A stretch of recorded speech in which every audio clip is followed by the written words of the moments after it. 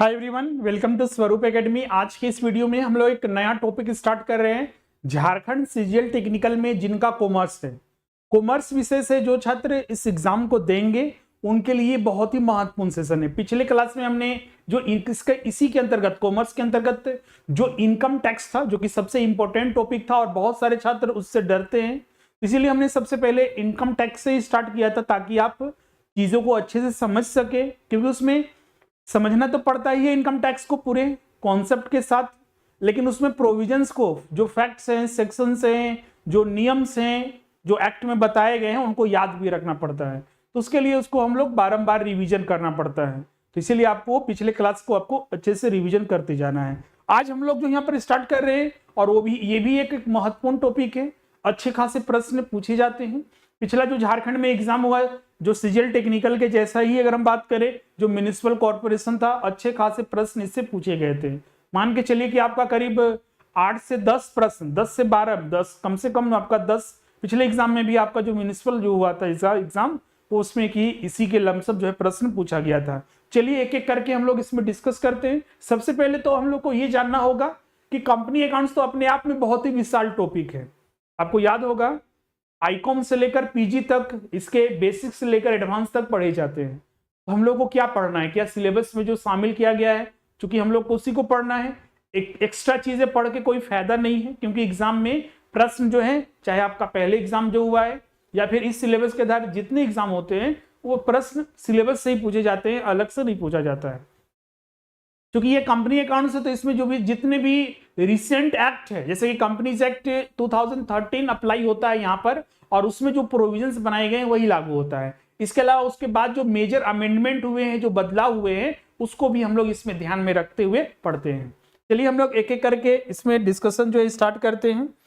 और सबसे important update जो है क्लासेस के रिगार्डिंग, जैसा कि आपको पता है एडवर्टाइजमेंट आ चुका है और एग्जाम भी आपका इसका आने वाले कुछ महीनों में, अभी जैसे देखिएगा तो कम से कम आप मान के चलिए कि आपका 5 से 6 महीने के लगभग आपके समय है, और जो कि पर्याप्त है, क्योंकि पीटी पहले एग्जाम होगा, उसके बाद मेंस होगा। और तो मेंस में होते होते इतना कम से कम लगेगा। झारखंड में तो आपको पता ही है समय तो मिलता है, लेकिन समय का सदुपयोग भी शुरू से ही करते जाना है ताकि आपका एग्जाम तक सारा चीज क्लियर हो सके। और अभी स्पेशल बैच जो कॉमर्स का चल रहा है, जिसमें कि आपको इसके अंतर्गत कंप्लीट तैयारी कराई जा रही है A to Z सिलेबस के अकॉर्डिंग। हिंदी और इंग्लिश माध्यम में दोनों में आपको कॉमर्स का संपूर्ण तैयारी कराया जाएगा, और इसमें स्टडी मटेरियल हो गया, टेस्ट सीरीज हो गया, लाइव क्लासेस जो कि आपको ऑफलाइन क्लासेस जैसा फैसिलिटी मिलेगी, हर क्लास का रिकॉर्डिंग भी मिलेगा जो एग्जाम तक आपका रहेगा, और ये बहुत ही ज्यादा उपयोगी रहेगा। ज्वाइन करने के लिए जो है आपका जो स्क्रीन पर नंबर दिख रहा है, इस पर कांटेक्ट कर लीजिए। और जो भी क्लासेस हमारे ये चलेंगे, हमारे एप्लीकेशन स्वरूप लर्निंग ऐप पर चलेगा, जिसको आपको गूगल प्ले स्टोर से डाउनलोड करना है। और अभी आप लोग ज्वाइन करते हैं तो जो भी फीस है उसमें 20% अतिरिक्त आपको इसमें डिस्काउंट मिलेगा। अब यहाँ पर आते हैं सीजीएल टेक्निकल में। जैसा कि अगर हम पहले भी जो नया एडवर्टाइजमेंट आया है उसमें हमने आपको बताया भी था कि सीजीएल टेक्निकल में टोटल आपका पीटी भी कंडीशन के आधार पर है। पीटी होना है तो होगा, ये कंडीशन को सेटिस्फाई करता है तो, अदरवाइज नहीं होगा। उसके बाद सीधे आपका मेंस एग्जाम होगा, जिसमें 3 पेपर रहेंगे। पेपर 1 तो आपका भाषा से संबंधित है, पेपर 2 आपका वो भी भाषा ही है, जो कि मेरिट वाला पेपर है, और पेपर 1 ध्यान रखिएगा क्वालिफाइंग था। और पेपर 3 भी आपका एक मेरिट वाला पेपर है, 150 प्रश्न रहेंगे, जिसमें कि 100 प्रश्न यहीं से आपका कॉमर्स के प्रश्न पूछे जाएंगे। कॉमर्स में क्या क्या पढ़ना है पिछले वीडियो में हमने विस्तार से बताया हुआ है। जो क्लास में छात्र उनको भी हमने विस्तार से हर चीज बताकर पीडीएफ दिया था, और साथ ही YouTube पर भी हमने एक सेशन उपलब्ध कराया था, जिसमें कि हमने कंप्लीट चर्चा किया था A to Z हम लोग को हिंदी में और इंग्लिश में। आयोग ने तो सिलेबस जो है इंग्लिश में जारी किया है, लेकिन आपको हिंदी में भी हमने आपको उपलब्ध कराया था, ताकि आप हर एक टॉपिक को समझ सके। और यहीं से जो है 100 प्रश्न पूछा जाएगा, और बाकी के 50 प्रश्न आपका सामान्य अध्ययन, गणित और विज्ञान से प्रश्न पूछा जाएगा। आज हम लोग इसी में आपका जो 100 प्रश्न पूछा जाएगा, जिस 100 प्रश्न में देखिएगा तो क्या क्या प्रश्न है, तो बेसिक अकाउंटिंग है, कंपनी अकाउंट्स है, जो आज हम लोग यहाँ पर स्टार्ट करने वाले हैं। पिछले क्लास में हमने इसमें जो स्टडी किया था वो कौन सा था, इनकम टैक्स एक्ट 1961, और इसके जितने भी बेसिक्स थे सभी हमने पढ़ लिया है। क्लियर है। और जो भी नए छात्र है ध्यान रखिएगा, बहुत सारे आप बोलेंगे सर कि टॉपिक तो कंप्लीट हो गया है, बिल्कुल। जो भी चूंकि बैचेस देखिएगा तो सुबह और शाम अभी 2 बैचेस चल रहे हैं, और अभी जो नया बैच एक स्टार्ट हुआ है जो रिसेंट में, उसमें अभी तो जस्ट स्टार्ट ही हुआ है, तो उसमें आपका करीब 3 से 4 क्लासेस हुए हैं, तो आपको उसमें शुरू से मिलेगा, और जो पहले क्लास हो चुके हैं उसका भी आपको रिकॉर्डिंग और नोट्स टेस्ट वगैरह सब उपलब्ध कराया जाएगा। तो उसके लिए आप टेंशन नहीं लीजिएगा, बाद में आपको रिवीजन सेशन और डाउट सेशन में भी कराया जाएगा। क्लियर है? और इसके अलावा इन्फ्लेशन अकाउंटिंग जो रिसेंट ट्रेंड इन अकाउंटिंग है, फिर cost accounting, auditing, financial management, banking and financial market, negotiable instrument, banking regulation act, organisation theory और इंडस्ट्रियल रिलेशन, जो कि आप यहाँ पर हिंदी में भी देख सकते हैं। ये सभी टॉपिक को हम लोग को मेन सब्जेक्ट के रूप में शामिल किया गया है।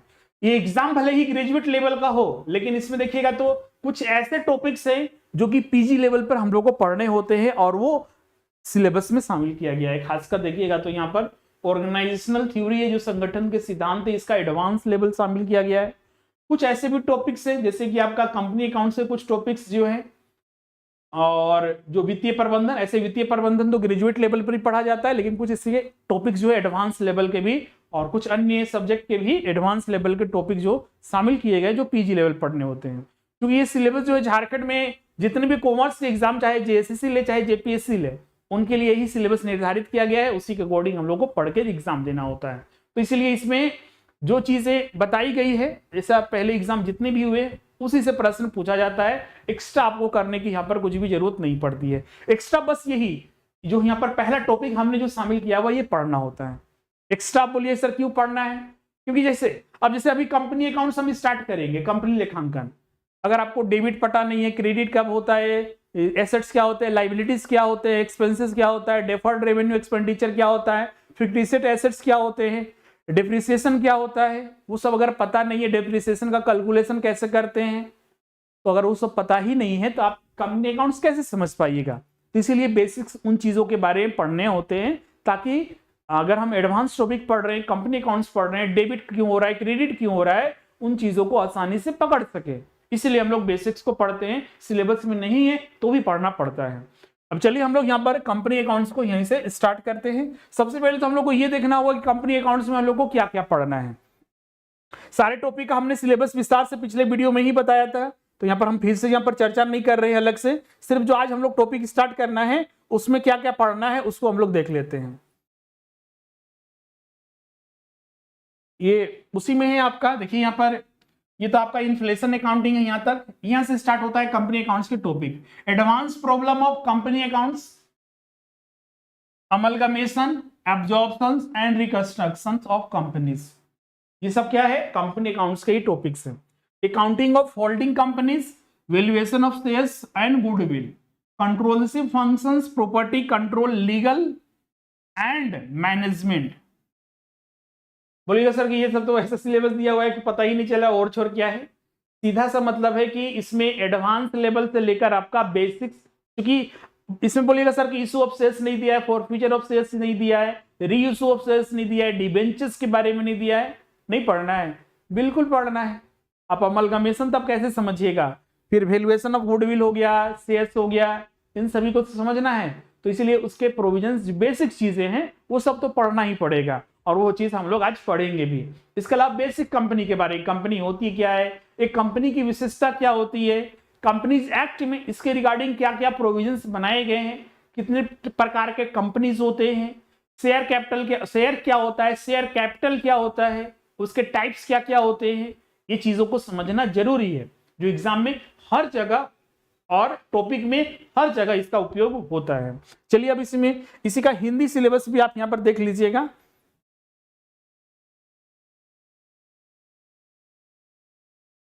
ये रहा आपका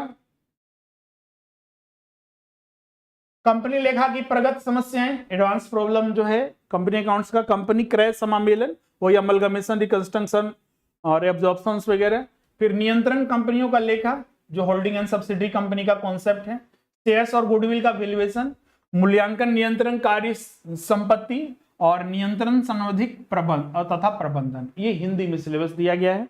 ओवरऑल इसमें आपको क्या क्या पढ़ना है, तो इसमें आपका मुख्य रूप से कंपनी अकाउंट्स के फीचर्स जो है आपका, जैसे कंपनी अकाउंट्स के अंतर्गत हम लोग को कंपनी क्या होती है, कंपनी की विशेषताएं क्या होती है, कंपनी किससे कहा गया है, क्लियर है, तो उन सभी को पढ़ना है। इसके बाद फिर हम लोग शेयर्स के बारे में पढ़ते हैं, टाइप्स ऑफ कंपनी हम लोग इसमें देख लेते हैं, शेयर्स के बारे में, शेयर कैपिटल के बारे में, और फिर सीधे हम लोग शेयर्स पढ़ने के बाद इशू ऑफ शेयर्स, फंड जुटाने के प्रक्रिया अलग अलग है।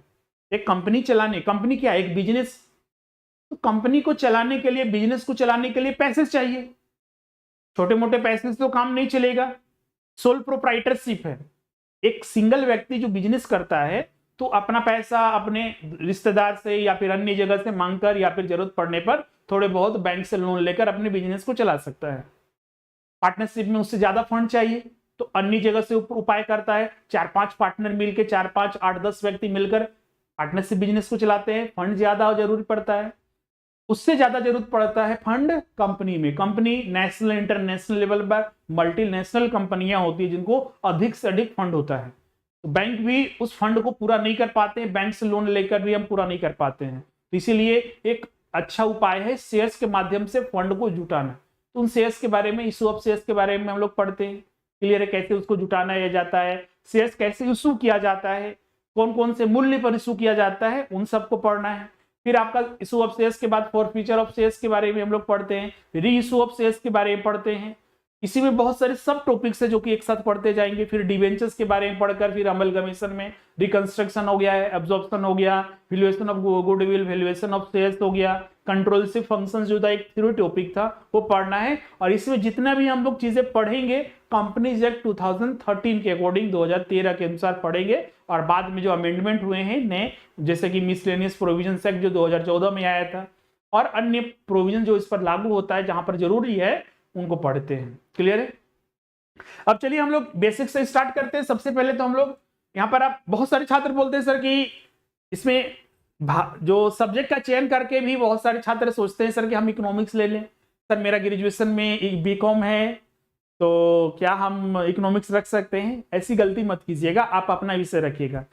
तो फिर बोलते हैं सर कि दिक्कत है 8 से 10 साल से, तो कोई 5 साल से हम कॉमर्स देखे ही नहीं है, पीजी किए थे, ग्रेजुएशन किए थे, उसके बाद कॉमर्स छोड़ चुके हैं, तो क्या अभी से तैयारी हो पाएगी? बिल्कुल हो पाएगी, बस आपको सही से तैयारी करने की जरूरत है। आप सेल्फ स्टडी भी करते हैं तो भी हो पाएगा, हमारे साथ जुड़ के भी तैयारी करते हैं तो बिल्कुल होगा।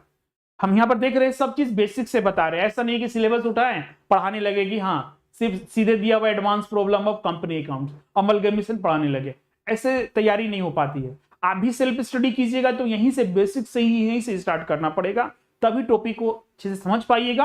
और एग्जाम में कहीं से भी प्रश्न पूछे, क्योंकि एग्जाम में तो निर्धारित नहीं है कि यही प्रश्न आएगा, इस टॉपिक ये टॉपिक दिखा हुआ है ये प्रश्न निर्धारित है। क्लियर है, जो सिलेबस है वही प्रश्न आएगा, लेकिन उस सिलेबस भी अपने आप में बहुत सारे टॉपिक में बटा हुआ है, सब टॉपिक है उसके।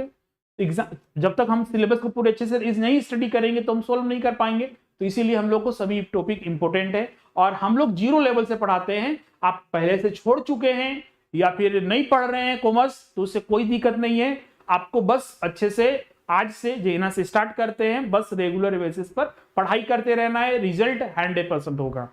क्लियर है। फिर बाद में समस्या ना हो कि आप सब्जेक्ट लिए दूसरा ये वो छोड़ दिए, पढ़ाई नहीं कर रहे, तो रिजल्ट बिल्कुल नहीं होगा और बाद में समस्या न बने, इसलिए आप अपने विषय से तैयारी कीजिए, बिल्कुल इसमें कोई दिक्कत नहीं होगा। 0 लेवल से हर चीज पढ़ाया जाएगा आपको बेसिक, जैसे कि हम लोग अभी क्लासेस भी कर रहे हैं, तो एक मिनट,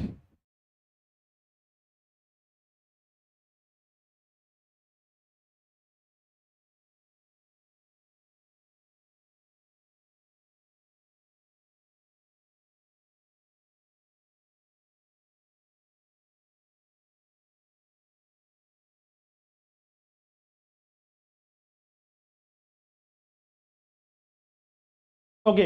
तो जैसा कि अभी हम लोग क्लासेस भी कर रहे हैं तो सब चीज 0 लेवल से, जैसे कि जैसे बेसिक अकाउंटिंग हम लोग समझाते हैं। सबसे पहले अकाउंटिंग होता क्या है, अकाउंटिंग के टाइप, अकाउंटिंग के जो ऑब्जेक्टिव्स हैं उन सभी को बेसिक से पढ़ाते हैं। एसेट्स क्या होता है, लाइबिलिटीज क्या होता है, रेवेन्यू क्या होता है, एक्सपेंसेस क्या होता है, डेबिट एंड क्रेडिट के रूल्स क्या है, कब डेबिट करेंगे, क्रेडिट करेंगे, टाइप्स ऑफ अकाउंट्स में पर्सनल अकाउंट क्या होता है, रिप्रेजेंटेटिव अकाउंट क्या होते हैं, नॉमिनल अकाउंट क्या होता है, उन सभी को भी हम लोग उसमें कवर करते जाते हैं। डेप्रिसिएशन क्या होता है, अभी जैसे कि आप पढ़ा रहे हैं, अब इसमें कुछ एक टाइप ऑफ अकाउंट डेबिट करने क्रेडिट करने लगेंगे, या फिर हम कुछ एक डेप्रिसिएशन की बात करते हैं, एक्सपेंसेस की बात करते हैं, ये सब बेसिक चीजें हैं। अगर ये पता नहीं रहेगा तो हम लोग कैसे सॉल्व कर पाएंगे, इसीलिए हम लोग इसमें सभी चीज शामिल करते हुए एक एक करके स्टडी करते हैं।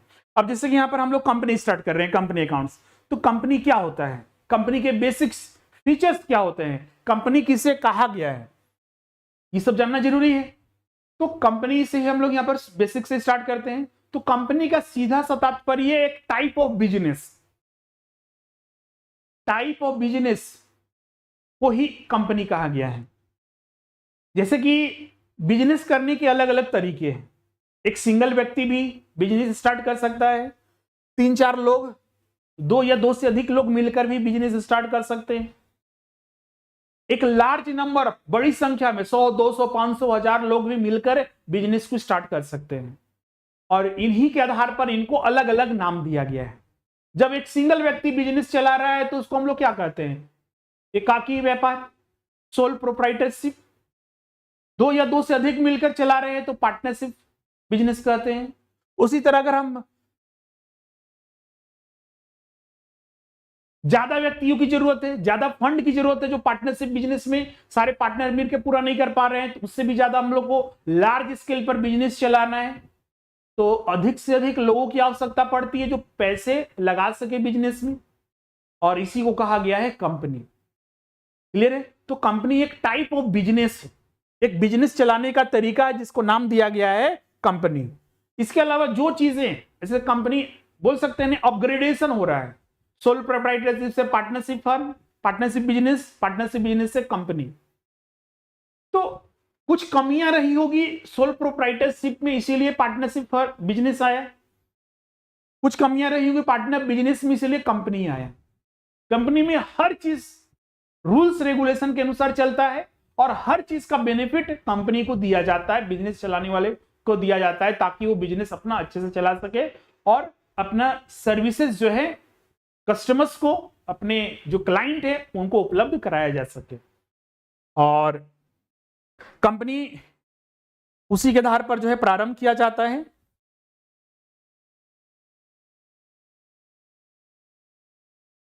तो कंपनी का सीधा सा क्या तात्पर्य है, एक टाइप ऑफ बिजनेस। बिजनेस को ही क्या कहा गया है, कंपनी। पहले आप ज्वाइंट स्टॉक कंपनी सुनते होंगे ना, तो ज्वाइंट स्टॉक कंपनी और कुछ नहीं है, कंपनी ही है, सिंपल। अगर इसको ज्वाइंट स्टॉक कंपनी बोलिए या कंपनी बोलिए। क्लियर है? यहां तक सभी को? अब यहां पर जाते हैं कि कंपनी अलग अलग बिजनेस के नाम से पहले सोल प्रोप्राइटरशिप हो गया। जैसे सोल प्रोप्राइटरशिप में क्या कमी होती है, उसकी क्या डिफिशियंसी है कि पार्टनरशिप बिजनेस आया? क्योंकि देखिएगा तो सोल प्रोप्राइटर, जैसे बिजनेस चलाना है तो बिजनेस में फंड सबसे ज्यादा जरूरी होता है। बिजनेस में फंड को क्या कहा गया है, कैपिटल कहा गया है, पूंजी हिंदी में। पूंजी क्या होता है, जो पैसा मालिक के द्वारा बिजनेस में जो लगाया जाता है उसी को पूंजी कहा जाता है, कैपिटल के नाम से जाना जाता है। अब एक बंदा बिजनेस स्टार्ट कर रहा है तो इसका फंड, कैपिटल लिमिट मात्रा में होगा, अनलिमिटेड तो नहीं होगा। इसके अलावा इसमें लाइबिलिटी भी, अगर बिजनेस मान लीजिए किसी कारणवश बंद भी हो गया तो जो भी कर्जा, जो भी इसके ऊपर लाइबिलिटी है, सबको खुद चुकाना होगा अकेले। ये सबसे बड़ा 2 डिमेरिट है सोल प्रोप्राइटरशिप में। तो उसी को बेहतर बनाकर जो क्या किया गया, पार्टनरशिप बिजनेस लाया गया। पार्टनरशिप बिजनेस में क्या बेनिफिट मिला कि जहां पहले एक व्यक्ति बिजनेस चलाता था, इसमें 2 या 2 से अधिक मिलकर बिजनेस चलाने लगे, उसी को पार्टनरशिप बिजनेस कहा गया। 2 या 2 से अधिक। अब इसमें पहले एक व्यक्ति पैसा लाता था, मान लीजिए 5 पार्टनर है तो पांचों मिलकर पैसा लगा रहे हैं, जरूरत पड़ने पर बैंक से लोन वगैरह ले रहे हैं। तो यहां पर फंड की आवश्यकता जो है, आपका जो कमी हो रही थी सोल प्रोप्राइटरशिप में, उसको वो पूरी करता है, लेकिन वो भी लिमिट मात्रा में। लाइबिलिटी अब इसका कैसा रहता है, पार्टनरशिप बिजनेस में भी लाइबिलिटी जो होता है अनलिमिटेड होता है, लेकिन डिस्ट्रीब्यूट हो जाता है। 5 पार्टनर हैं, अगर बिजनेस में अगर बंद हो गया तो जो लाइबिलिटी होगा पांचों के बीच में बटेगा। वो भी डिपेंड करता है किस टाइप के पार्टनर्स हैं आपस में, एक्टिव पार्टनर है, स्लीपिंग पार्टनर है, तो वो डिपेंड करता है। आजकल तो लिमिटेड लाइबिलिटी पार्टनरशिप एक्ट भी आ चुका है, 2008 है। इस एक्ट के तहत जो पार्टनरशिप बिजनेस स्थापित होगा उसकी लाइबिलिटी लिमिटेड रहेगी, जितना जरूरी है, मतलब कि जितना उसके ऊपर लाइबिलिटी है। अगर 1 लाख है तो 1 ही लाख देना है, उससे ज्यादा नहीं देना है, चाहे लाइबिलिटी खत्म हो चाहे नहीं हो। लिमिटेड LLP एक्ट 2008 के तहत इसमें भी कुछ डिफिशियंसी मिल गया, कुछ कमी। अब इसी का जो बेहतर और नया वर्जन बोल सकते हैं वो है आपका कंपनी। इसमें फंड, इसमें मालिक अनलिमिटेड होते हैं। जो शेयर्स खरीदेगा, बिजनेस में पैसा लगाएगा, सब कोई मालिक, लाखों लोग भी हो सकते हैं, हजारों लोग भी हो सकते हैं। बिजनेस में पैसा चूंकि हर व्यक्ति लगा रहा है, तो जितना जरूरत है उसके अनुसार पैसे जुटाए जा सकते हैं और बिजनेस को होते हैं। और इनका समापन भी, ये बंद भी होते हैं लॉ के तहत, और ये प्रारंभ भी होते हैं लॉ के तहत ही। और ये गवर्न होता है वर्तमान में जो भारत में एक एक्ट है कंपनीज एक्ट 2013, उसी के तहत। कंपनीज एक्ट 2013 में कंपनी को डिफाइन किया गया है और उसमें बताया गया है कि वैसे संस्था, वैसे इंस्टीट्यूशंस जिनकी स्थापना companies act 2013, companies act, company अधिनियम 2013 या इससे पहले कंपनी एक्ट 2013 से पहले भी एक्ट था। जैसे कि हम लोग जब पढ़े थे उस समय क्या 1956 था, या उससे पहले जितने भी अधिनियम के तहत जो संस्थाएं स्थापित हुए वो सारी की सारी कंपनी है। यही कंपनीज एक्ट 2013 में डेफिनेशन दिया हुआ है। क्लियर? अब एक कंपनी के फीचर्स क्या होते हैं? जैसा कि हमने प्रारंभ में बताया था कि कंपनी जो स्थापित होता है उसके अपने जो लीगल जो प्रोविजंस हैं, लीगल जो लॉ हैं, नियम कानून है, उसके तहत स्थापित होता है। इसीलिए इसका एक अपना सेपरेट लीगल एंटिटी होता है। जैसे कि हम और आप एक नेचुरल पर्सन है, उसी तरह एक कंपनी का भी अपना एक नाम होता है जिसको हम लोग आर्टिफिशियल पर्सन के रूप में जानते हैं। आर्टिफिशियल पर्सन है लेकिन एक सिटीजन नहीं है। एक चीज ध्यान रखिएगा, वोटिंग राइट्स देने का अधिकार नहीं, कॉन्ट्रैक्ट कर सकता है एज पर जो इंडियन कॉन्ट्रैक्ट एक्ट 1872 है उसके तहत कॉन्ट्रैक्ट कर सकता है, लेकिन सिटीजन वोटिंग राइट्स का अधिकार एक कंपनी के पास नहीं होगा। इसका अपना एक कॉमन सील होगा, जो मुहर होता है जिसको हम लोग बोलते हैं, जो इसकी आइडेंटिटी होती है। जैसे कि हमारा अपना एक नाम है, उसी तरह कंपनी का नाम है, अपना कंपनी का मुहर है जिसके आधार पर उसके कॉन्ट्रैक्ट होंगे। क्लियर है? तो ये सब इसके फीचर्स है। सेपरेट लीगल एंटिटी, एक कृत्रिम व्यक्ति है, कॉमन सील इसका होता है। परपेचुअल सक्सेशन, ये क्या होता है?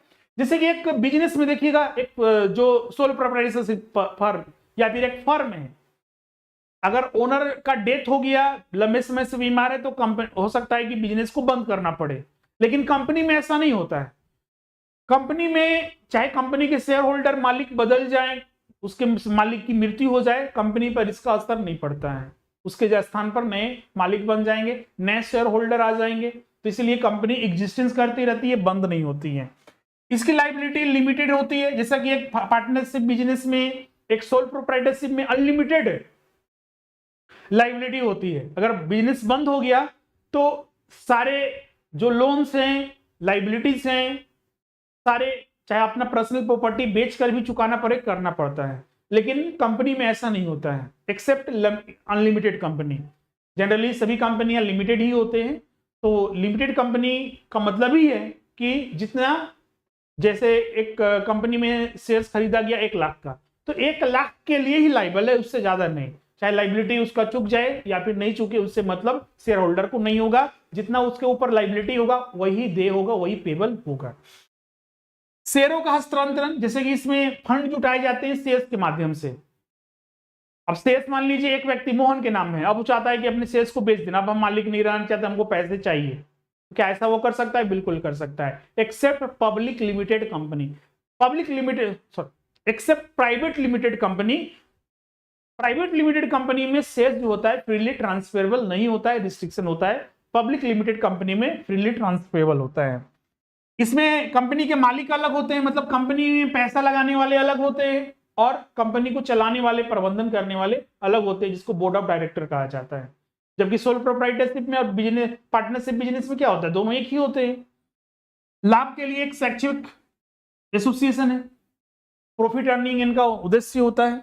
कंपनी पर अन्य अभियोग चला सकती है और अन्य कंपनी पर कॉन्ट्रैक्ट कर सकती है। कंपनी के लीगल फ्रॉड वगैरह होता है तो आपका लीगल राइट्स के तहत उस पर केस कर सकती है, सू कर सकती है।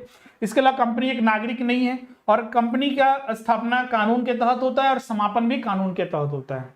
तो ये सब इसके फीचर्स थे जिसको आपको ध्यान में रखना है। एग्जाम में यहां से प्रश्न सीधे पूछे जाते हैं जो बेसिक्स प्रोविजंस हैं उससे। अब आगे हम लोग बढ़ते हैं। अब कंपनी के टाइप्स पर हम लोग एक बार चर्चा करते हैं। कंपनी के अलग अलग, जैसे कि अभी बोल रहे थे ना, private limited company, public limited company, तो इसीलिए अलग अलग टाइप के आधार पर कंपनी अलग अलग तरह के बनाए जा सकते हैं, उनकी अलग अलग अपने फीचर्स होते हैं। बेसिकली हम लोग यहाँ पर 3 प्रकार से पढ़ेंगे। एक रिस्क लाइबिलिटी के आधार पर, जैसे कि अभी हमने बोला कि एक जनरली कंपनी के लाइबिलिटी लिमिटेड होता है, लेकिन अगर आप चाहते हैं कि नहीं हम अनलिमिटेड कंपनी भी बनाएंगे तो बना सकते हैं। आप चाहते हैं गारंटी कंपनी भी बनाना तो बना सकते हैं। इसीलिए ये लाइबिलिटी के आधार पर कंपनी के भी अलग अलग टाइप होते हैं। सदस्यों की संख्या के आधार पर आपको 100 रखना है, 200 रखना है, 50 रखना है, अनलिमिटेड रखना है, उसके आधार पर एक रखना है। आजकल तो 1 पर्सन कंपनी भी आ चुका है। जैसे सोल प्रोप्राइटरशिप में क्या होता है, उसमें ऑप्शन रहता है, रजिस्ट्रेशन वगैरह करना नहीं रहता है, वो अपने चला सकते हैं। लेकिन अगर आप चाहते हैं कि हम अपना खुद का बिजनेस सिंगल व्यक्ति होकर एक कंपनी के रूप में स्थापित करना चाहें और उसको चलाना चाहें तो कर सकते हैं, बिल्कुल कर सकते हैं। 2013 के एक्ट में पहली बार इसको इंट्रोड्यूस किया गया, 1 पर्सन कंपनी, ओपीसी जिसको हम लोग बोलते हैं। तो मेंबर के आधार पर भी अलग अलग कंपनी होते हैं और आकार के आधार पर, साइज के आधार पर भी कंपनी के अलग अलग टाइप्स होते हैं। अब यहां पर सबसे पहले हम लोग देखते हैं, यहां पर वह है आपका on the basis of liabilities. दायित्व के आधार पर 3 प्रकार के कंपनी होते हैं। एक कंपनी लिमिटेड बाय शेयर्स, जैसे कि मिस्टर एक्स है। मिस्टर एक्स ने एक कंपनी का 1000 शेयर्स खरीदा, जिसमें कि एक शेयर्स का वैल्यू कितना था, 10 रुपया। इस कंपनी के ऊपर इसका लाइबिलिटी कितना होगा, 10,000 ही, इससे ज्यादा नहीं हो सकता है। इसलिए इसको लिमिटेड बाय शेयर्स कहा जाता है। जितना जिससे कंपनी का शेयर्स खरीदेंगे उतना ही जो है लाइबिलिटी रहेगी, उससे ज्यादा नहीं रहेगी। एक होता है आपका कंपनी लिमिटेड बाय गारंटी, जैसे कि मान लीजिए मिस्टर वाई है। मिस्टर वाई ने एक कंपनी के 500 शेयर्स खरीदा, जिसमें कि एक शेयर्स का वैल्यू जो था वो आपका 10 रुपया था। 10 रुपया इस तरह से देना था, जैसे कि अगर मान लीजिए 5 रुपया ड्यूरिंग जब कंपनी चल रही है तब, और 5 रुपया आपका जब कंपनी बंद होगी तब। मतलब कि कंपनी को मिस्टर वाई ने गारंटी दे के रखा है कि जब कंपनी बंद होगी तो हम 5 रुपया पेमेंट करेंगे, कंपनी बंद होगा उस समय। क्लियर है? तो ये लिमिटेड बाय गारंटी है कि कंपनी जब बंद होगी तब गारंटी जो शेयर होल्डर हैं उस कंपनी के, वो कंपनी को इतना अमाउंट देगी। तो इसलिए इसको बोला जाता है लिमिटेड बाय गारंटी। और एक होता है अनलिमिटेड कंपनी। अनलिमिटेड नाम से ही पता चल रहा है कि जब कंपनी बंद होगी तो जितने भी शेयर होल्डर है सब मिलकर कंपनी के लायबिलिटी को भरपाई करेंगे। जितना शेयर्स है उनके पास तो करना ही पड़ेगा। अगर जरूरत पड़े ज्यादा फंड लाने की तो वो लाना ही पड़ेगा, चाहे अपना पर्सनल प्रॉपर्टी बेच कर लाना पड़े। अगर मान लीजिए 1 लाख का शेयर्स मोहन ने खरीदा एक कंपनी का, लेकिन जब कंपनी बंद करने वक्त पता चला कि सब में जो डिस्ट्रीब्यूट हो रहा है कि सबके ऊपर 2-2 लाख लायबिलिटी हो रहा है, तो 1 लाख एक्स्ट्रा और डालना ही पड़ेगा अनलिमिटेड कंपनी के केस में। क्लियर है? तो ये 3 प्रकार के जो कंपनी के टाइप्स थे जो हमने यहां पर आपको बताया on the basis of liability. इसका डिटेल में यहां पर दिया हुआ है, इसका हिंदी में भी हम आपको उपलब्ध करवा रहे हैं, जिसमें यह आपको वहां पर सारा रहेगा। क्लियर यहां पर सभी को? Company limited by shares, company limited by guarantee और अनलिमिटेड कंपनी। अब आते हैं नेक्स्ट आपका on the basis of members. एक कंपनी में जितना मेंबर्स है उसके आधार पर कंपनी के भी 3 प्रकार होते हैं। पहले ये 2 प्रकार का होता था, लेकिन अब 3 प्रकार के। एक नया हो चुका है 1 पर्सन कंपनी। 1 पर्सन कंपनी मतलब कि एक सिंगल व्यक्ति भी एक कंपनी की स्थापना कर सकता है। एक सिंगल व्यक्ति भी कंपनी का स्थापना कर सकता है। और ये पहली बार कब आया? 2013 के एक्ट में। एग्जाम में पूछा जा सकता है कि 1 पर्सन कंपनी का कॉन्सेप्ट कब लाया गया? 2013 के अधिनियम के तहत, कंपनीज एक्ट 2013 के अकॉर्डिंग। इसको भी बहुत सारे लीगल राइट्स है, ध्यान रखिएगा। हाँ, इसके कंपनी के कैसे पता चलेगा कि 1 पर्सन कंपनी है? जैसे कि एक पब्लिक लिमिटेड कंपनी में जो होता है आपका एलटीडी लिखा रहता है, एक आपका private limited company Pvt LTD लिखा रहता है, और 1 पर्सन कंपनी में ओपीसी लिखा जाता है, नाम के साथ स्मॉल, छोटा सा। क्लियर है?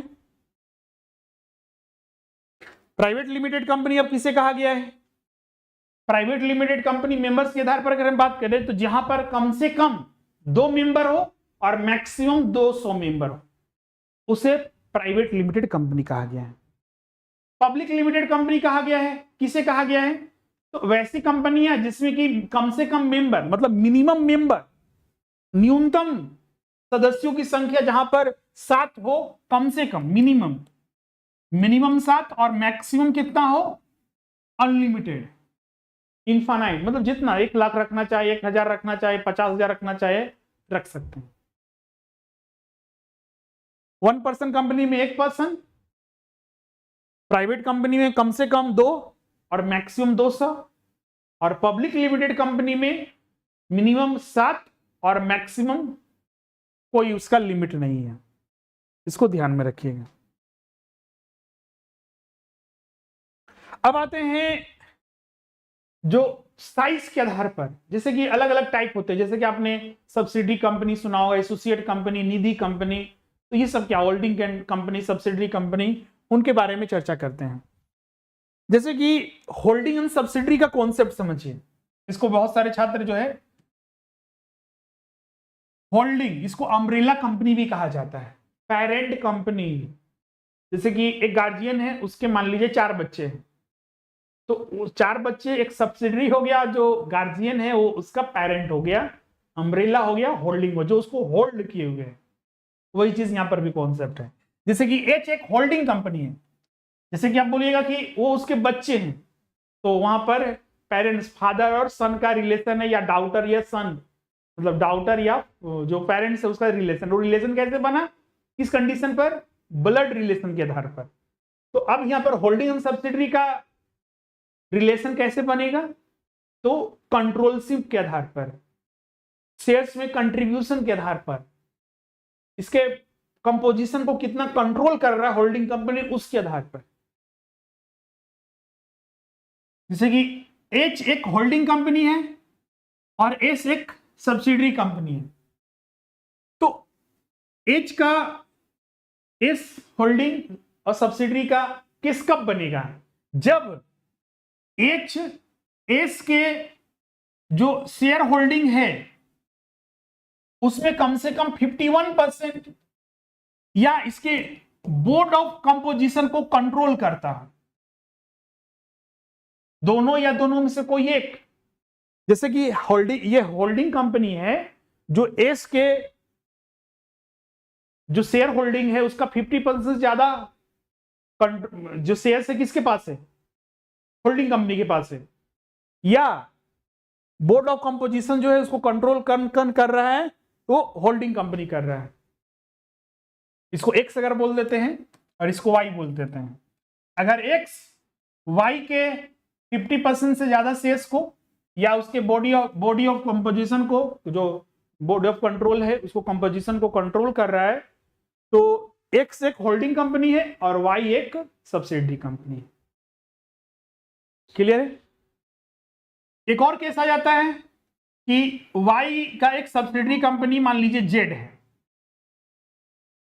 एक्स का सब्सिडरी वाई और वाई का सब्सिडरी जेड है, तो जेड सब्सिडरी कब बना होगा वाई का? जब 50% या फिर जो बोर्ड ऑफ कंपोजिशन उसको कंट्रोल कर रहा होगा, तो ऑटोमेटिकली एक्स का भी सब्सिडरी कंपनी जेड होगा। तो X is equal to Y और Y is equal to Z है, तो यहां पर ऑटोमेटिकली हो जाएगा X is equal to Z, मतलब एक्स का भी सब्सिडरी होगा जेड, क्योंकि कंट्रोल यहां पर एक दूसरे से सभी कर रहे हैं। क्लियर है? और एक साथ सब्सिडरी करनी, आज के डेट में देखिएगा तो भारत में ही देखिए रिलायंस इंडस्ट्रीज है, जिसके बहुत सारे, टेलीकॉम में भी काम कर रहा है, पेट्रोलियम में भी काम कर रहा है, ज्वेलरी, रिलायंस स्मार्ट, ये वो लन फन सब में काम कर रहा है। उसी तरह टाटा इंडस्ट्रीज है, अलग अलग बहुत सारे उसके सब्सिडरी है जो अलग अलग काम कर रहे हैं। क्लियर है? वही चीज यहां पर आपको डिफिनेशन में मिलेगा। Holding company exercise control over their subsidiary by the directing the composition of their board of directors. वही हम बता रहे थे, बोर्ड ऑफ डायरेक्टर के कंपोजिशन को कंट्रोल करता हो, या parent companies also exercise control owning more than 50% of their subsidiary companies shares। यहां पर 51 हमने लिखा था, तो ये 50% होगा, सॉरी, मतलब कि 50% से ज्यादा शेयर्स को होल्ड किया हुआ है या बोर्ड ऑफ कंपोजिशन जो है उसको कंट्रोल करता है, तो यहां होल्डिंग एंड सब्सिडी का केस आएगा, इसको ध्यान में रखिएगा। अब आते हैं एसोसिएट कंपनी में। एसोसिएट कंपनी में भी यही चीज होता है, जैसे कि एक्स का वाई जो है एसोसिएट कंपनी एक्स का कब होगा, जब एक्स इसके वाई के जो बोर्ड ऑफ डायरेक्टर के कंपोजिशन को कंट्रोल करता है या कम से कम 20% ऑफ शेयर्स होल्ड करता है एक्स वाई का, तो यहां पर एसोसिएट कंपनी वाई एक्स का एसोसिएट कंपनी है, कोई चीज यहां पर मेंशन किया हुआ है। सिग्निफिकेंस इन्फ्लुएंस, मतलब कि एक कंपनी दूसरे कंपनी के सिग्निफिकेंस इन्फ्लुएंस करता है, that is amounts to ownership of at least 20% shares of the associate company, तो यहां पर वाई एक एसोसिएट कंपनी है। एक होता है चैरिटेबल कंपनी, जो सेक्शन 8 में बताया गया है। चैरिटेबल कंपनीज किसे कहा गया है, तो भारत में देखिएगा बहुत सारे ऑर्गेनाइजेशन स्थापित होते हैं, कंपनी के रूप में स्थापित होते हैं। कुछ ऐसे भी ऑर्गेनाइजेशन है जो खास पर्पस से स्थापित होते हैं, जैसे कि खेल को, जैसे कि बीसीसीआई देखिएगा, क्रिकेट जो खेल है उसको प्रमोट करता है, अलग अलग जगह उसका ऑर्गेनाइज करता है, उसके बहुत सारे बेनिफिट्स को पूरे देश भर में और दुनिया भर में उसको फैलाता है। तो खेल को प्रमोट कर रहा है, कोई जो है एजुकेशन को प्रमोट कर रहे हैं, कुछ जो है आपका अन्य बहुत सारे उसको प्रमोट कर रहे हैं। तो चैरिटेबल कंपनी जो सेक्शन 8 में है उसी चीज के साथ स्थापित होता है।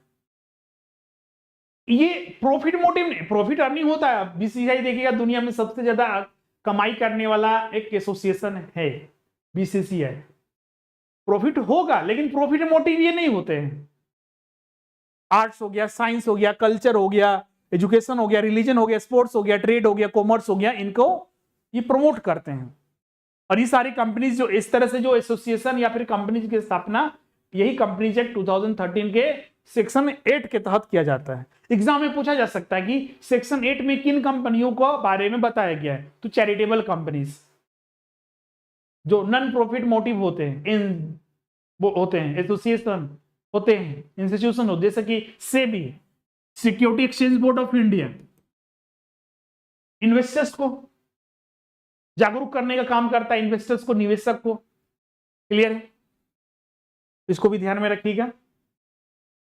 की पॉइंट इसमें से नोट करना है, सिर्फ यहां पर सेक्शन 8 लिख लीजिए चैरिटेबल कंपनीज, वैसे कंपनी जो कि कुछ खास चीजों को प्रमोट करने के लिए स्थापित किए जाते हैं। आर्ट्स हो गया, कल्चर हो गया, खेल हो गया, स्पोर्ट्स हो गया, एजुकेशन हो गया।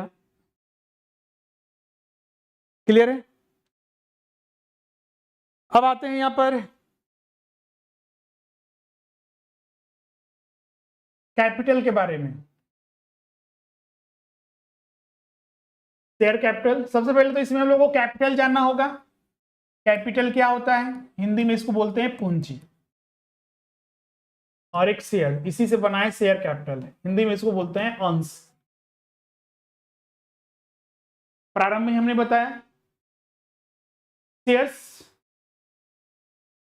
शेयर से पहले हम लोग पूंजी जान लेते हैं। पूंजी मालिक के द्वारा बिजनेस में जो पैसे लगाया जाता है उसी को पूंजी कैपिटल कहा गया है।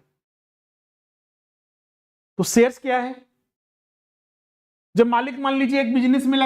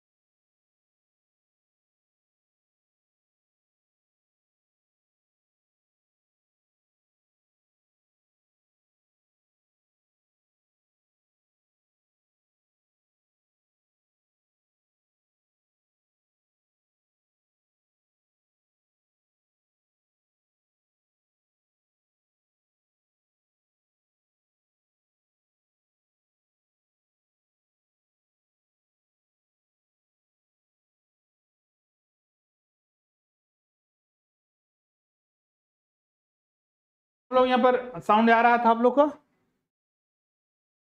तो शेयर कैपिटल एक बार हम लोग इसको क्यों कर रहे थे, यहीं से आपको दिक्कत हुआ होगा, मान लीजिए साउंड।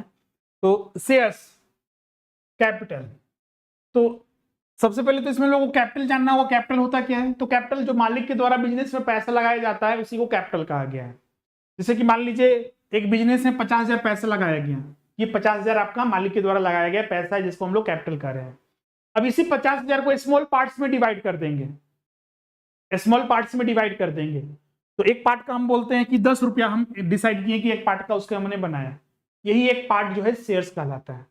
मतलब कि टोटल 50,000 में एक शेयर्स का वैल्यू हमने रखा 10 रुपया, तो यही स्मॉल पार्ट्स को शेयर्स कहा गया है।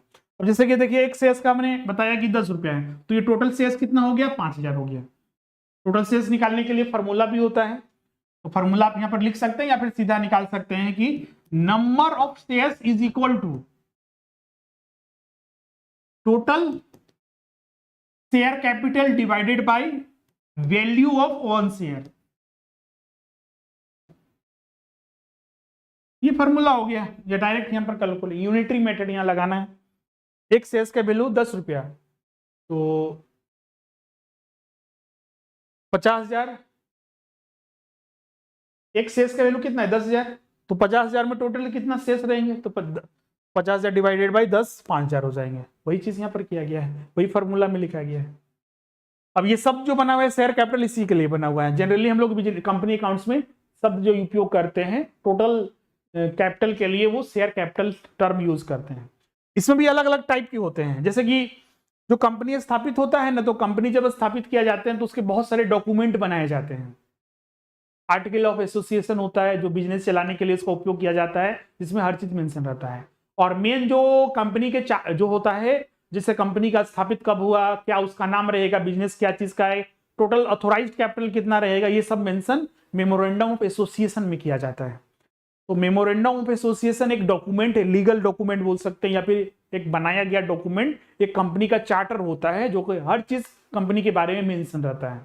तो कंपनी के टाइप्स, एक कंपनी का कितना मैक्सिमम कैपिटल हो सकता है शेयर कैपिटल, उसके बारे में भी मेंशन रहता है वही मेमोरेंडम ऑफ एसोसिएशन में, जिसको ऑथोराइज्ड शेयर कैपिटल कहा जाता है। एक कंपनी का मैक्सिमम कैपिटल होता है, इससे ज्यादा कंपनी अपने पास कैपिटल नहीं रख सकती है। क्लियर है? हम बोलिएगा सर कि हमको बिजनेस में और एक्सपेंड करना है, पैसे बढ़ाना है, तो बढ़ाया जा सकता है, बिल्कुल किया जा सकता है, क्योंकि ये लॉ के तहत स्थापित हुआ है। तो एक बार में जो लॉ बनता है तो वो उस समय के लिए लागू रहता है, जब तक कि आप उसमें बदलाव नहीं कर सकते हैं, हम अपने तरफ से कुछ नहीं कर सकते हैं। बाद में जब बोर्ड मीटिंग होती है, एजीएम होता है, या फिर स्पेशल रेजुलेशन भी पास किया जाता है और अप्रूवल लेना पड़ता है सेंट्रल गवर्नमेंट से, आरओसी से, उसके बाद जाकर ये ऑथोराइज शेयर कैपिटल जो है चेंज होता है। क्लियर है? लेकिन एक कंपनी में इससे ज्यादा फंड एक बार में नहीं, इससे कम रख सकते हैं। जैसे इशूड कैपिटल मान लीजिए, ऑथोराइज कैपिटल मान लीजिए 5 करोड़ है, तो जरूरी नहीं कि इशूड कैपिटल भी, टोटल कैपिटल जो इशूड हुआ है फंड वो 5 करोड़ ही रहेगा, 2 करोड़ होगा, 3 करोड़ होगा, लेकिन 5 करोड़ से ज्यादा नहीं हो सकता है एक बार में एक कंपनी में। वही ऑथोराइज्ड कैपिटल होता है। ऑथोराइज्ड कैपिटल को इसलिए नॉमिनल भी बोला जाता है, नॉमिनल मतलब नाम मात्र का, क्योंकि वो होता ही नहीं है कंपनी में, क्लियर, एक्चुअल में। और इसको रजिस्टर्ड शेयर कैपिटल भी कहा जाता है, क्योंकि बुक्स ऑफ अकाउंट्स में रजिस्टर्ड क्या है, यही है। उसके बाद आता है आपका issued share capital. Issued share capital जैसे कि मान लीजिए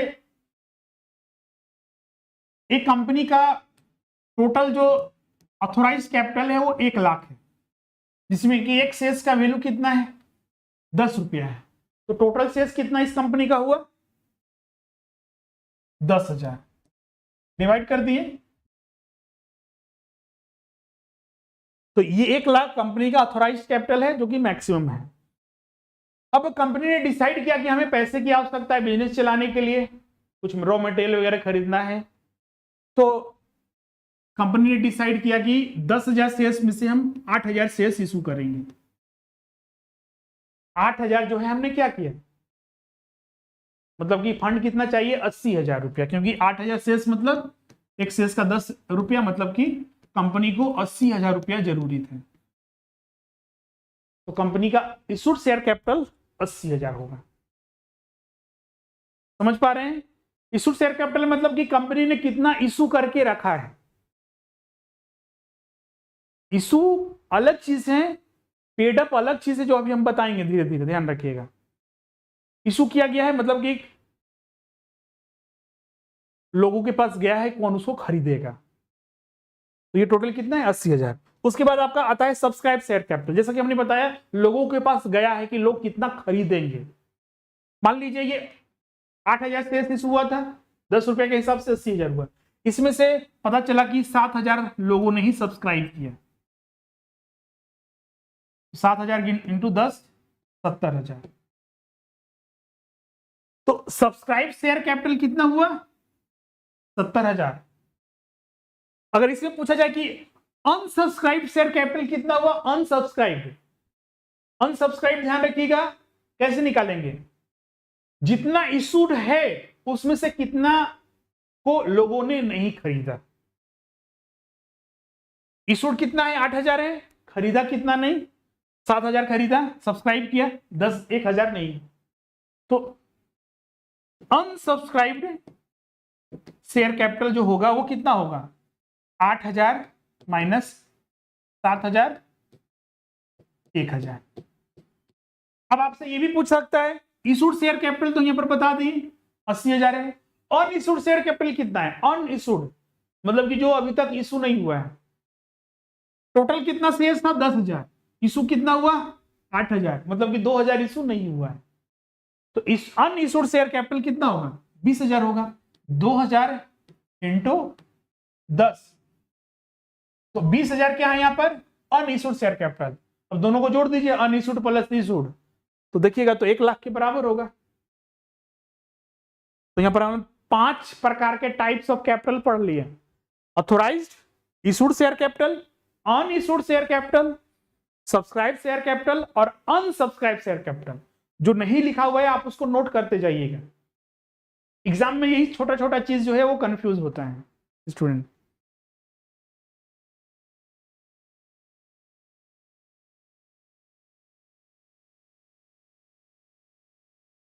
अब आते हैं यहां पर कॉल्ड अप कैपिटल। जनरली देखिएगा ना, एक कंपनी जब अपने शेयर्स को इशू करती है ना, तो कभी भी पैसा सब एक बार में नहीं मांगती अपने शेयर होल्डर से। जैसे कि यहां पर कंपनी ने इशू किया, कितना था, 8,000 शेयर्स, जिसमें सब्सक्राइब कितना हुआ, 7,000, 7,000 जिसमें कि एक शेयर्स का वैल्यू 10 रुपया है, तो टोटल कितना है, 70,000। लेकिन कंपनी कभी भी 70,000 रुपया एक बार में सभी नहीं मांगती है, वो क्या करती है कि इंस्टॉलमेंट में मांगती है। फर्स्ट इंस्टॉलमेंट 2 रुपया, मान लीजिए 3 रुपया सेकेंड, थर्ड इंस्टॉलमेंट 3 रुपया और 2 रुपया फाइनल। इसी को बोलते हैं application money, allotment money, first call money, second call money, इसी को कहा जाता है। आगे हम लोग पढ़ेंगे इसके बारे में।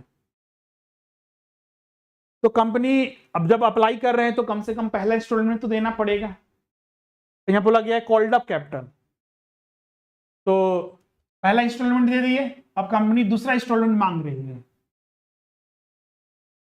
तो कंपनी ने जितना अमाउंट कॉल्ड अप कर लिया, मांगा है,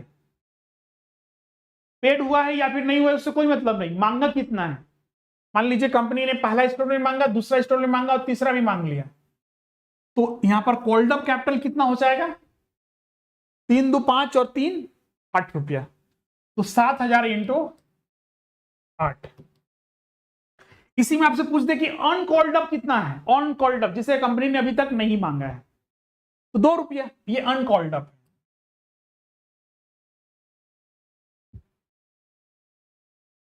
ये 2 रुपया क्या है, अनकॉल्ड अप कैपिटल है। क्लियर है। अब आते हैं paid up share capital. Company ने पहले ये शेयर एप्लीकेशन फर्स्ट इंस्टॉलमेंट मांगा, वो तो देना ही पड़ेगा, कम से कम वो दीजिएगा तभी ना कंपनी के शेयर होल्डर बनिएगा। सेकंड इंस्टॉलमेंट कंपनी ने मांग लिया, थर्ड इंस्टॉलमेंट भी कंपनी ने मांगा है, लेकिन शेयर होल्डर ने सिर्फ पहला इंस्टॉलमेंट और दूसरा इंस्टॉलमेंट दिया है, 2 + 3। ये जो कॉल्ड अप हुआ है, 3 रुपया भी मांगा गया है, वो अभी तक नहीं दिया हुआ है। तो यहां पर पेड अप कितना हुआ, पेड अप मतलब ये शेयर होल्डर ने वह अमाउंट जो कंपनी को एक्चुअल में पे कर दिया है। कंपनी ने कॉल्ड अप कर दिया था 3 2 5 3 8 रुपया, लेकिन पेड अप कितना हुआ है 5 रुपया ही, 3 रुपया अभी तक कंपनी को नहीं मिला है शेयर होल्डर से। तो पेड अप अमाउंट हो जाएगा 5 रुपया इंटू 7,000, 3500 रुपये। अनपेड अप कितना होगा?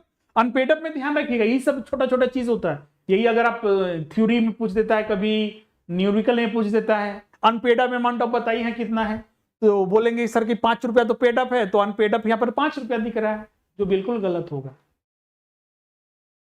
कंपनी ने तो ये 2 रुपया अभी तक मांगा ही नहीं है, अनकॉल्ड अप है, मांगा नहीं गया है, तो उसको पेमेंट हम क्यों करेंगे और उसके बारे में सोचेंगे ही क्यों? जितना मांगा गया है वही पेड नहीं हुआ, मतलब जो मांगा गया वो पेड नहीं है, वही अनपेड अप है। 3 रुपया यहाँ पर, ये भी 3 रुपया मांगा गया था थर्ड इंस्टॉलमेंट, लेकिन पेड अप नहीं है, ये अनपेड अप है। तो अनपेड अप अमाउंट यहां पर कितना होगा? 3 रुपया ही होगा, न कि 5 रुपया। ये unpaid up capital.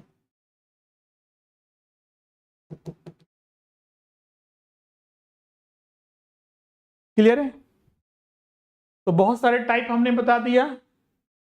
Authorise share capital, issued और अनइशूड, इसी में ध्यान रखिएगा, issued plus unissued, subscribe plus unsubscribed, called up plus uncalled up, paid up plus unpaid up.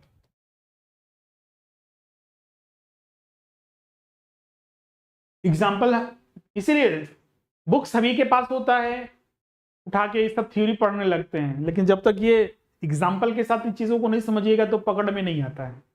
I hope सभी को क्लियर हो गया होगा, अगर किसी को कोई डाउट है तो कमेंट करके पूछ लीजिए। अब एक लास्ट में है रिजर्व कैपिटल और एक होता है कैपिटल रिजर्व, दोनों को समझेंगे, पहले यहां तक देख लीजिए।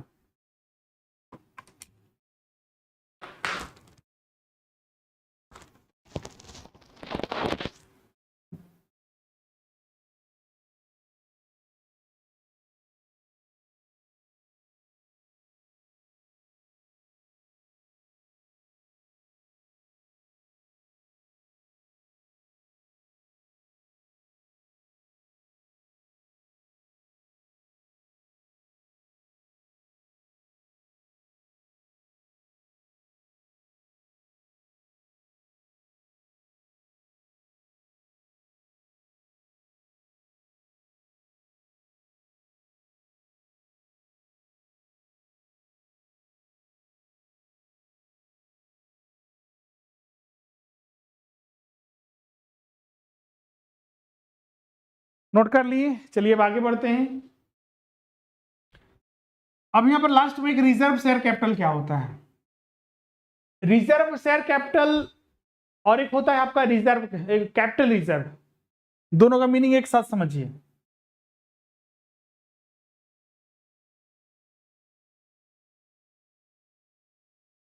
रिजर्व कैपिटल और कैपिटल, बस दोनों में अंतर इतना है कि एक वर्ड पहले और एक वर्ड बाद में है, लेकिन दोनों का मीनिंग अलग अलग हो जाता है। ये रिजर्व कैपिटल ये कैपिटल का ही एक भाग होता है।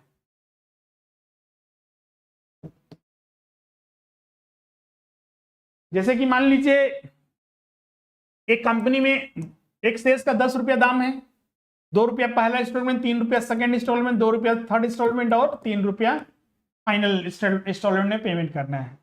कंपनी ने 2 रुपया 3 रुपया और 2 रुपया ये सब मांग लिया, लेकिन ये 3 रुपया अभी तक नहीं मांगा है और शेयर होल्डर को बोल दिया है कि जब कंपनी वाइंड अप होगी, जब बंद होगी तब हम मांगेंगे, इसीलिए इसको बोलते हैं reserve capital, reserve share capital भी इसको हम लोग बोल सकते हैं। रिजर्व है कि जब कंपनी को जरूरत पड़ेगी, जब कंपनी बंद होने लगेगी, जब बंद होगी, जब जो लाइबिलिटी का पेमेंट करना होगा तब ये पैसा मांगा जाएगा शेयर होल्डर से। अब कैपिटल रिजर्व क्या होता है? कैपिटल रिजर्व एक कैपिटल प्रॉफिट से अराइज होता है, तो ये कैपिटल प्रॉफिट का ही एक हिस्सा होता है।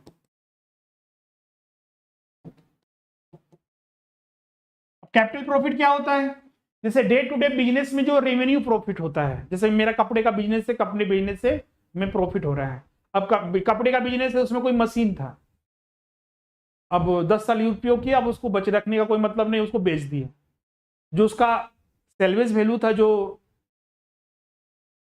At the end of the year जो उसका क्लोजिंग वैल्यू बचा हुआ था, अब उससे मान लीजिए 50,000 बचा था, उसको 60,000 में बेच दिया।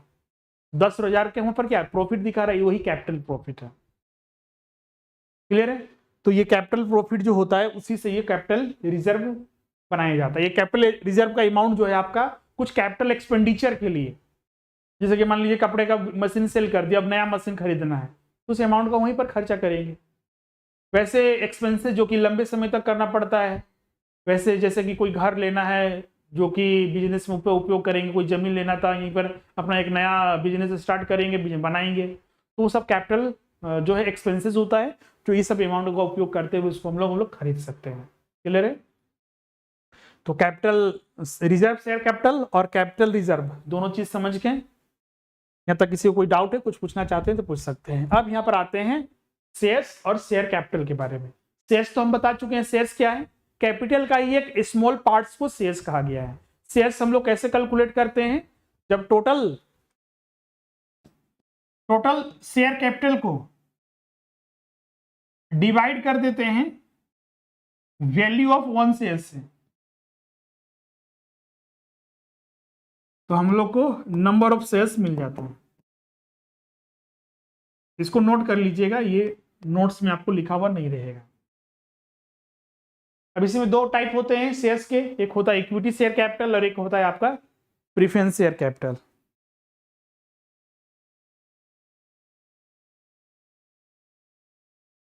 इसको नोट कर लिए।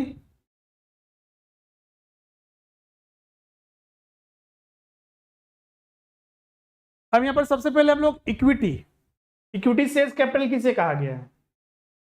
इक्विटी को समझने से पहले प्रेफरेंस को समझिए। प्रेफरेंस शेयर कैपिटल उनको कहा गया है वैसे शेयर कैपिटल जब कंपनी जिसको उसे इशू करती है तो प्रेफरेंस मतलब पहले स्थान दिया जाता है। किसके पहले? इक्विटी से पहले। दो चीजों में, पहला डिविडेंड पेमेंट में,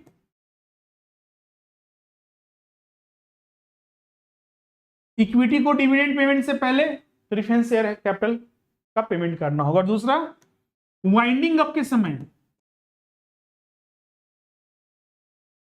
जब कंपनी बंद होगी, जब कंपनी बंद होती है तो सभी शेयर होल्डर का अपना अपना पैसा वापस किया जाएगा।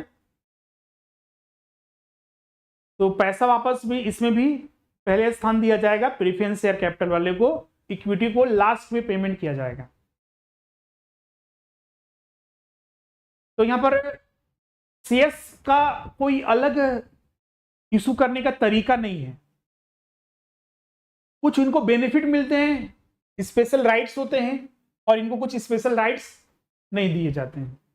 लेकिन असली ओनर जो होते हैं, क्योंकि कंपनी के शेयर होल्डर ही कंपनी के ओनर होते हैं, अगर उसमें भी पूछा जाए कि रियल ओनर कौन होते हैं तो रियल ओनर ये इक्विटी शेयर कैपिटल वाले होते हैं। मतलब कि कंपनी के कठिन परिस्थिति में ये हमेशा खड़ा रहते हैं। कैसे? देखिए, डिविडेंड पेमेंट करना है तो सबसे पहले प्रेफरेंस को करना होगा, उसके बाद इक्विटी को। जब कंपनी के पास ह्यूज प्रॉफिट है तो कोई दिक्कत नहीं है, सभी को मतलब कि डिविडेंड मिलेगा, इक्विटी हो चाहे प्रेफरेंस हो। लेकिन मान लीजिए कभी ऐसा हो सकता है कि कंपनी अगर लॉस में है या फिर प्रॉफिट है लेकिन पर्याप्त नहीं है, सभी को देने भर नहीं है, तो प्रेफरेंस को तो पहले देना है, बाद में इक्विटी को। मतलब कि प्रेफरेंस को अगर दे दिए, अगर नहीं बचा तो इक्विटी को नहीं मिलेगा। तो कंपनी कठिन परिस्थिति में साथ में कौन है? इक्विटी वाले। और एक आपका लॉस हो गया, मान लीजिए कंपनी में लॉस है, तो प्रेफरेंस को भी नहीं मिलेगा और इक्विटी को भी मिलेगा, क्योंकि डिविडेंड है ही नहीं प्रॉफिट। क्योंकि डिविडेंड क्या होता है? प्रॉफिट का ही हिस्सा होता है। अब प्रॉफिट है ही नहीं तो कहां से देंगे? किसी को नहीं मिलेगा। लेकिन फ्यूचर में, अगर इन फ्यूचर 2 साल बाद, 5 साल बाद अगर कंपनी के पास ह्यूज प्रॉफिट, बड़ा प्रॉफिट का अमाउंट आता है, तो जिस साल का डिविडेंड प्रेफरेंस शेयर होल्डर वाले को नहीं दिया गया था उस साल दिया जाए। लेकिन इक्विटी वाले को बकाया नहीं मिलता है, एरियर ऑफ डिविडेंड इसको बोलते हैं। मान लीजिए 2022 में लॉस हुआ था, उस साल का डिविडेंड इनको भी नहीं मिलेगा, इक्विटी को भी और प्रेफरेंस को भी। मान लीजिए 2026 में बहुत ज्यादा प्रॉफिट हो गया, तो बहुत ज्यादा अगर प्रॉफिट हो गया तो उस साल का तो डिविडेंड मिलेगा ही। बाकी 2022 का भी जो डिविडेंड जो प्रेफरेंस को नहीं मिला था वो 2026 में मिलेगा, लेकिन इस साल का 2022 का डिविडेंड इक्विटी वालों को नहीं दिया जाता। तो ये सबसे बड़ा बेनिफिट है।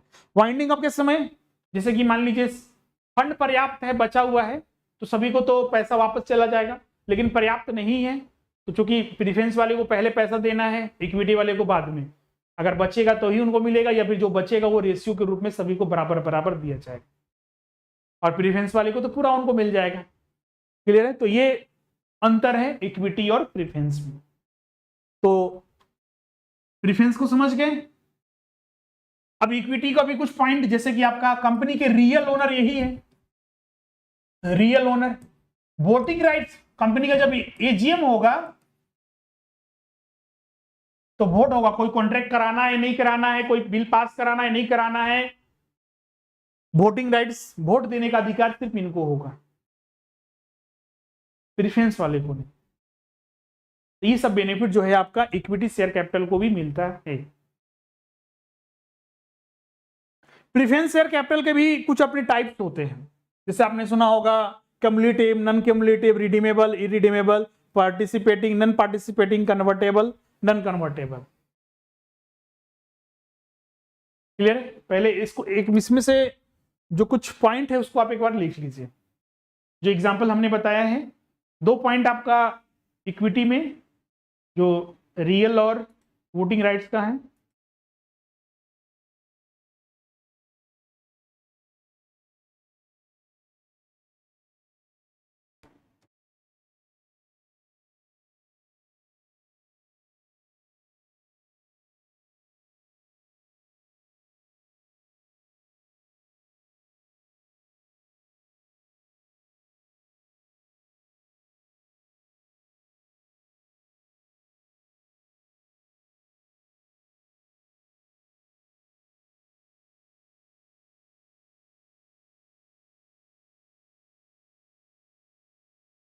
क्लियर है?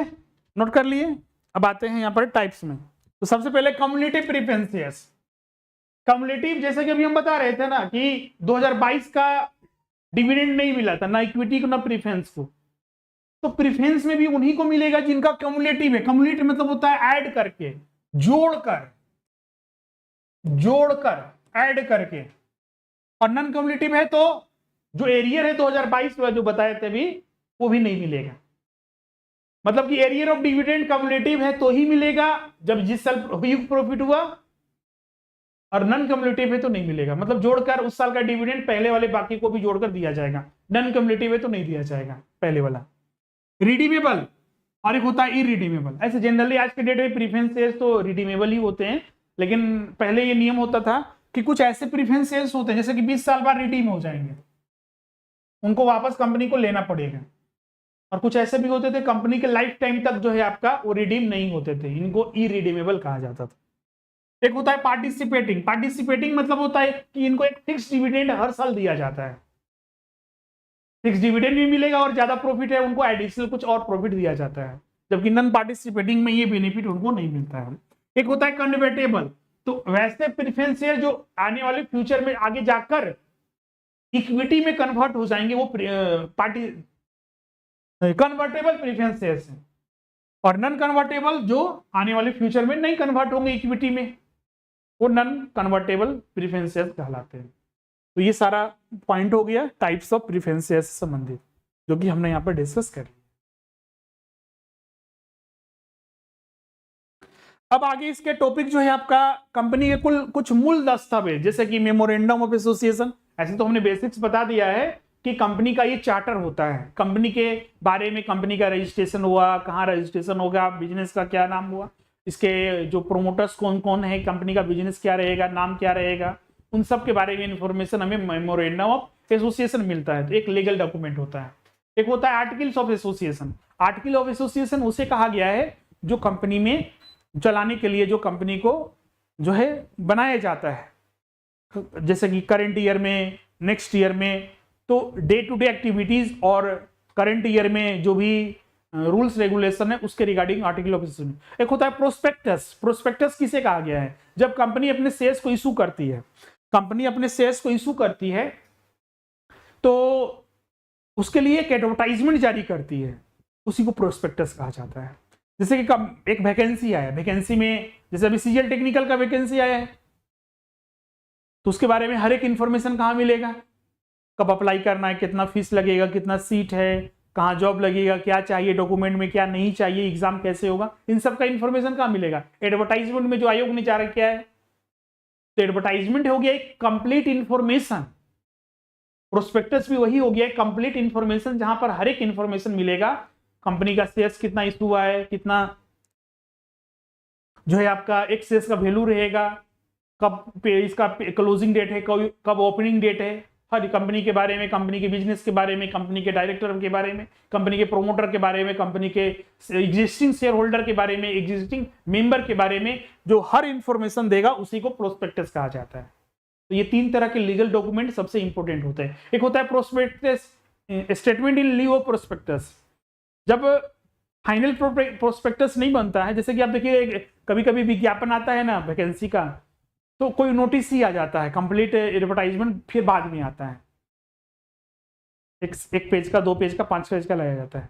तो स्टेटमेंट इन लीव प्रोस्पेक्टस मतलब वही हुआ कि जब फाइनल प्रोस्पेक्टस नहीं आता है कंपनी के इशू ऑफ शेयर्स के रिगार्डिंग, तो एक शॉर्ट नोटिस जारी किया जाता है, उसी को statement in leave of prospectus कहा गया है। तो फाइनली हमने बहुत सारा इसमें आज के सेशन में पॉइंट हमने डिस्कस किया है, बेसिक से लेकर एडवांस तक। अब इसमें नेक्स्ट क्लास में हम लोग अब शेयर्स के बारे में, इशू ऑफ शेयर्स के बारे में चर्चा करेंगे। कंपनी कैसे अपने शेयर्स को इशू करती है, उसके क्या क्या नियम है, और इशू करने से संबंधित जितने भी प्रावधान है, कंपनी शेयर्स को इशू एट पार पर, एट प्रीमियम पर, एट डिस्काउंट पर कर सकती है या नहीं कर सकती है, उसके लिए क्या कंपनीज एक्ट में नए नियम है, उन सब पर हमने नेक्स्ट क्लास में चर्चा करेंगे। चलिए आज का हम लोग सेशन यहीं पर एंड करते हैं। यहां तक किसी को कोई डाउट है, कुछ पूछना चाहते हैं तो आप यहां पर पूछ सकते हैं।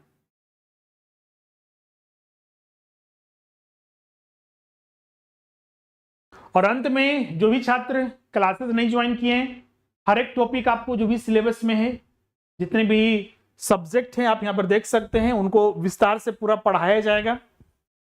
हर एक टॉपिक आपको शुरू से रहेगा, और इसमें सबसे बड़ा बेनिफिट है हिंदी इंग्लिश दोनों भी मिल रहा है। कॉमर्स में बहुत सारे छात्र को या तो हिंदी में पढ़ते हैं तो कुछ इंग्लिश के टर्म चाहिए उनको, मतलब पूरा वो हिंदी में भी नहीं पढ़ सकते हैं, और बहुत सारे छात्र पूरा इंग्लिश में भी नहीं पढ़ सकते। इसीलिए हमने दोनों में कंबाइन करके आपके लिए बैच लाया है। हर चीज आपको नोट्स वगैरह, टेस्ट वगैरह, क्लासेस वगैरह सब चीज मिलेगा, जिससे कि आप एग्जाम में कोई दिक्कत ना हो। और जल्द से जल्द इसमें एडमिशन कर लीजिए। अभी इसमें एडमिशन लेते हैं तो आपको अतिरिक्त 20% डिस्काउंट मिल रहा है कॉमर्स बैच के लिए। क्लियर है? जहां पर आपको live class, recording, notes, test हर चीज हो गया। वैलिडिटी 1 ईयर रहती है इसकी, लेकिन हम लोग एग्जाम तक भी दे देते हैं। अगर मान लीजिए 1 ईयर में एग्जाम नहीं हुआ तो कुछ दिन और भी वैलिडिटी एक्सटेंड कर देते हैं, लेकिन ज्यादा चांसेस है इसके 7 से 8 महीने, 6 महीने के अंदर सारा एग्जाम उसका क्लियर हो जाएगा। एडमिशन लेने के लिए जो स्क्रीन पर नंबर दिख रहा है 7004579780, इस पर कॉन्टेक्ट कर लीजिए। अपना नाम और सब्जेक्ट लिखकर व्हाट्सअप कर दीजिए, आपको डिटेल भेज दिया जाएगा। उसके बाद पेमेंट कर दीजिए, उसके बाद आपका क्लास स्टार्ट हो जाएगा। जो भी क्लासेस चलेंगे हमारे एप्लीकेशन पर चलेगा, पेड बैच स्वरूप लर्निंग ऐप पर, जिसको गूगल प्ले स्टोर से डाउनलोड करना है। डिस्क्रिप्शन